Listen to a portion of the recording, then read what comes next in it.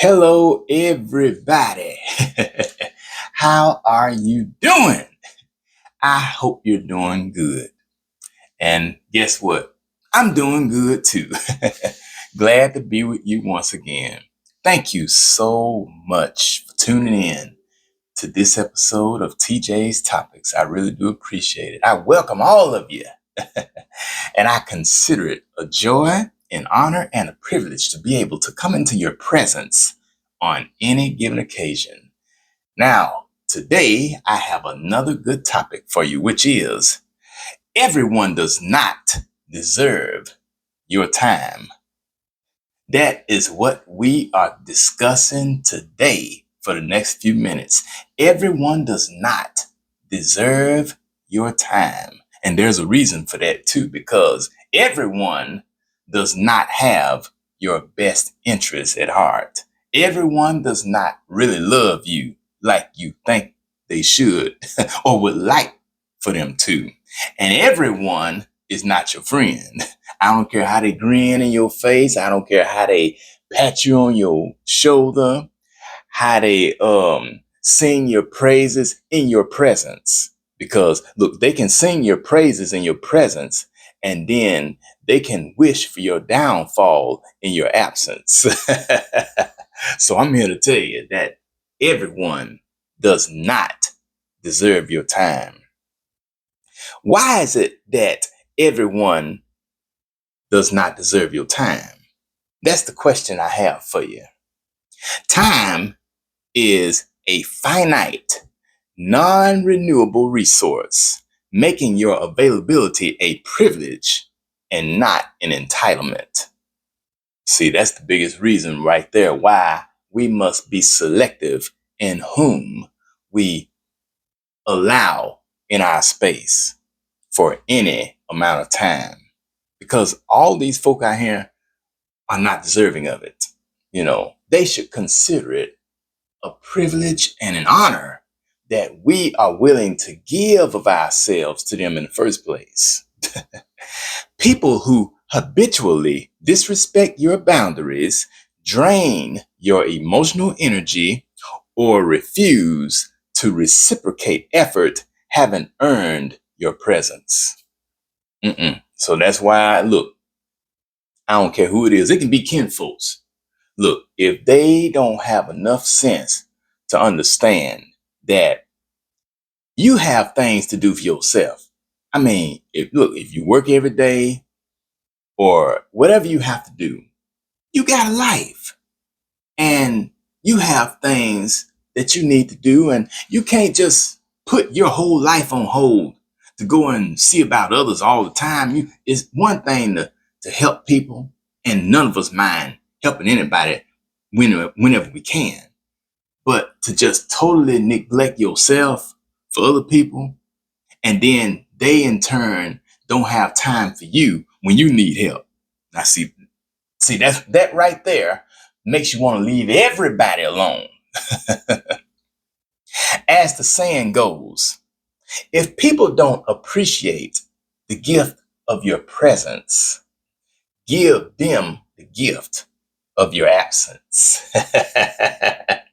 I'm telling you, if you see where people don't appreciate having you around whenever you come around, and they act funny towards you, they don't know how to treat you and stuff, start distancing yourself from those people and see how that goes over.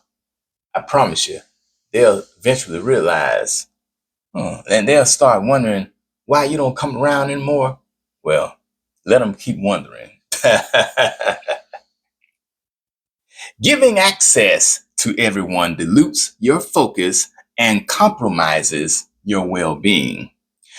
Recognizing that your energy is precious is an act of self-respect and not selfishness.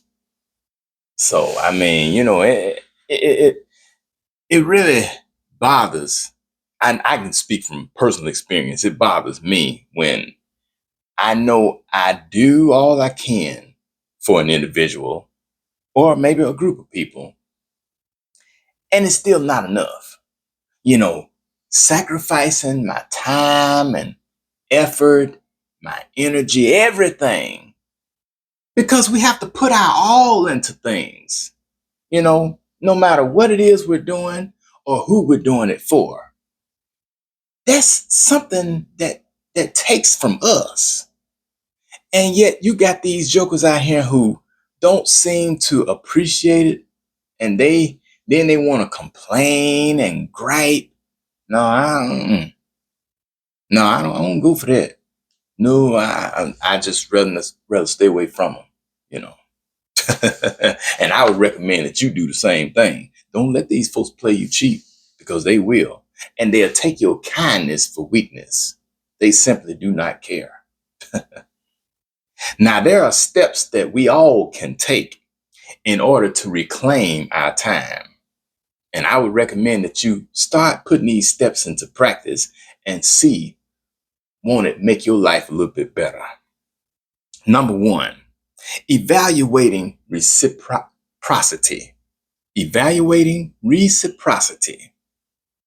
Check to see whether the relationship comes across as one-sided, meaning that you're doing all the giving while the other person is doing all the taking, and they're never reciprocating, never offering you anything in return.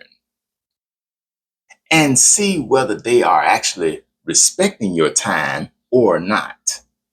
And that'll tell you everything you need to know about that individual. Number two, setting boundaries. Learn how to say no without feeling guilty. See, that's something I had to learn, and it took me a long time to learn it. I think I didn't start to learn how to say no until I was approaching 40. And I know that's kind of late, but because I spent so much of my early years saying yes to everybody and everything. My early childhood, teens, 20s, and the bulk of my 30s. But by the time I started approaching 40, that's when I knew it was time for me to get a grip and learn how to start turning some things down. But see, the thing is, in church, when you talk about these church folk, they feel like if you turn something down that they ask you to do, you're not just turning them down, but you're ultimately turning down God. They said if you say no to the church and say no to the pastor, you're saying no to Jesus. That's the way church folk look at it. You're ultimately saying no to him. But that's not true. No, God gives you enough sense to know what you're able to do and what you're not. And number three, prioritizing personal growth. Focus your energy on connections and activities that add actual value to your life. In other words, don't spend so much time putting a lot of effort and a whole lot of emphasis on the stuff that really doesn't matter, things that are not going to make you or break you in the long run. But if we just focus on the things that do matter and focus on individuals who matter, those who really love us. I'm talking about genuinely love us, not just those who love us when they need something from us. Because you got a whole lot of those people out here. And some of them can be in your very own family. So the point is, everyone does not deserve your time. And I'm sure that you understand what I'm talking about. Thank you so much for tuning in to this episode of TJ's Topics. I really do appreciate your presence. And be sure to tune in again next time. And we'll have another good, interesting topic, because look, we're coming to the end of the month of August. We're about to head into September, and we're getting close to the end of this year. So let's keep on going, okay? This is Taryn Jerome Harris reminding you that every round goes higher and higher. And I look forward to seeing you again soon. I'll talk to you later.